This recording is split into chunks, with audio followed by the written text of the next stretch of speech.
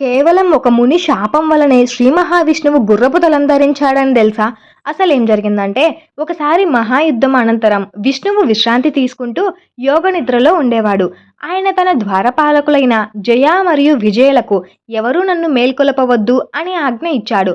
అదే సమయానికి మహాతపస్వి అయిన వైష్ణవ ముని కూడా ఆ దర్శనానికి వచ్చాడు.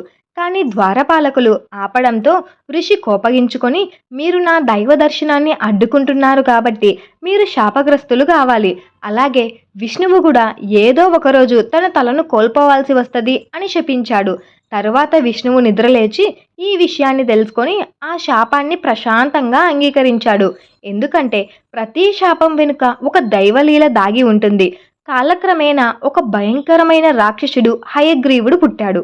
అతనికి గుర్రం తల ఉండేది. ఆ హయగ్రీవుడు ఘోరమైన తపస్సు చేసి దుర్గాదేవిని ప్రసన్నం చేసుకొని ఆవిడతో, నన్ను నాలాంటి తల కలిగిన వ్యక్తి తప్ప ఇక ఎవ్వరూ నన్ను చంపకూడదు అని కోరుకున్నాడు. అప్పుడు దుర్గాదేవి, గుర్రం తల కలిగిన వాడే నిన్ను సంహరించగలడు అని ఒక వరం ప్రసాదించింది. ఆ వరం కారణంగా హయగ్రీవుడు అహంకారంతో దేవతలను ఋషులను బాధించసాగాడు. అతని దుష్టచర్యలతో భూమి మరియు దైవలోకాలు రెండూ కలవరపడ్డాయి. దేవతలు విష్ణువును ప్రార్థించి రక్షణ కోరిండ్రు. అప్పుడు విష్ణువు ఆ ఋషి శాపాన్ని స్మరించుకొని యజ్ఞ సమయంలో ఆయన తలను కోల్పోయిండు. అప్పుడు దేవతలు ఒక యజ్ఞంలో బలిదానంగా సమర్పించబోయిన గుర్రం తలను తీసుకొని వచ్చి విష్ణువు శరీరానికి సమర్పించిండ్రు. దాంతో ఆయన హయగ్రీవ అవతారాన్ని ధరించాడు. అంటే గుర్రపు తలతో కూడిన జ్ఞాన స్వరూపుడు అని అర్థం. ఆ రూపంలో విష్ణువు అపార శక్తిని సంపాదించుకొని రాక్షసుడు హయగ్రీవునితో యుద్ధం చేసిండు.